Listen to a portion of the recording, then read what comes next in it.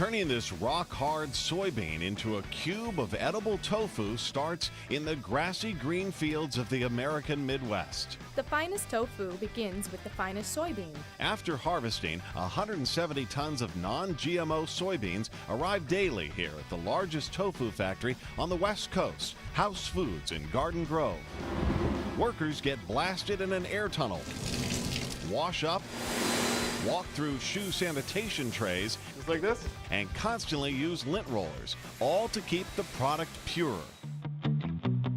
First stop, the soak tank. Is it safe to eat now? Yeah.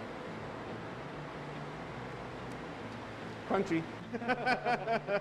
Tastes natural. This tank just got filled up with fresh spring water here. This tank has been soaking for 10 hours. Look at how much water has been absorbed into the soybeans. This tank more like 20 inches down from the top of the tub. The plumped up soybeans get one last rinse, then it's off to the grinder. The soft beans are sent into this grinder. This is what the blade looks like inside. It pulverizes the bean into a paste before it goes off to the heater. The liquefied soybean paste goes through each of these tanks. As it does so, it increases more and more in temperature before it gets to about 100 degrees. It is being superheated by steam. You see it right there.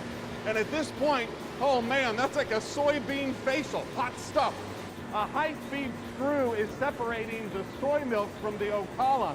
This is a byproduct that here is bought by farmers to feed their cows. In Japan, it's actually eaten. What is this now, and can you show me? That is funnel. Now it's time to thicken this soy milk up and turn it into tofu. To the mixing station.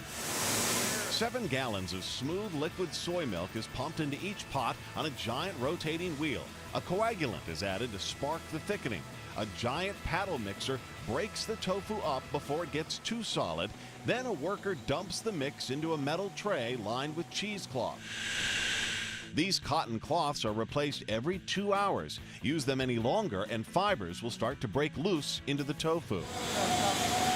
The metal box of tofu goes through this line of pneumatic presses, each applying more and more pressure. This line is making firm tofu, which requires 20 minutes of pressing. Extra firm gets more pressing, soft is pressed less. The big block of tofu is unwrapped and floated to the vertical knives to be sliced into 40 individual pieces.